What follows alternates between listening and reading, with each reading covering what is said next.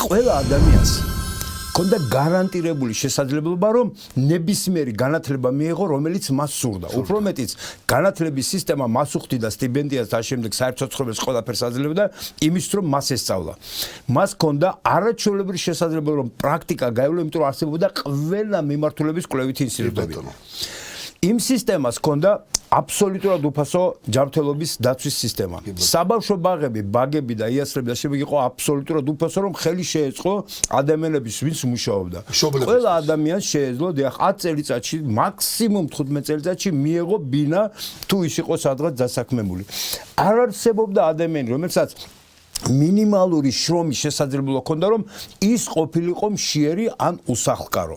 ადამიანი, როდესაც სწავლობდა და ის თავის კონკრეტულ დონეზე გადიოდა და პრაქტიკებს გადიოდა ამ რეალურ წარმოებებში, წარმოებები წინასწარ იბევებდნენ კარგ სპეციალისტებს, რომ მისთვის კარგი ხელფასი უკეთეს შეთავაზებინა და თავისთვის გადაეყოლათ და თან ყველა უმაღლეს დამთავრებული გარანტირებულად ნაწილდებოდა კონკრეტულ წარმოებაში მეტწილად სურვილის მიხედვით, მაგრამ იყო შემთხვევები, რომ გეუბნებოდა, რომ იცი რა, აი იქ უფრო მეტი ხელფასი იქნება, იქ მაგალითად პალეარკებია ის არის და შენ იქ ვიჟდა წელიწად ნახევრის შემდეგ შენ მე წადი სადაც გინდა. ოღონდ გესწავლა. მე ხო, ესე იგი, ნიშნებიდან გამომდინარე, სტიპენდიები მაღალი და ყველაზე მაღალი სტიპენდია, ნუ ზოგში იყო ლენის სტიპენდია, ზოგს კიდე სხვა სახელობის.